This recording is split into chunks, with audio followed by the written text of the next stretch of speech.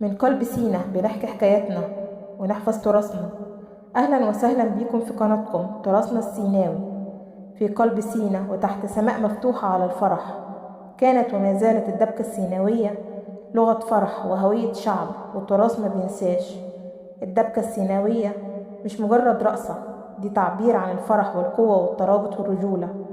بتتقدم في الأفراح والأعراس والمناسبات الكبيرة، وبيشارك فيها الرجال صف واحد بخطوات ثابتة وإيقاع قوي. اللي بيميز الدبكة السيناوية إن حركاتها بسيطة لكنها جوية، بتعتمد على الدب على الأرض بالرجل مع انسجام كامل بين المشاركين، وكل حركة ليها معنى بيوصل إحساس الوحدة والقوة.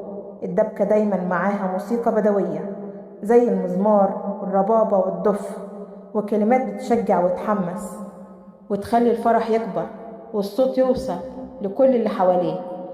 الدبكة السيناوية بتعلمنا إن الفرح مشاركة، وإن القوة في الوحدة، وإن تراثنا مش بس حكايات، ده حياة بتتوارث جيل بعد جيل.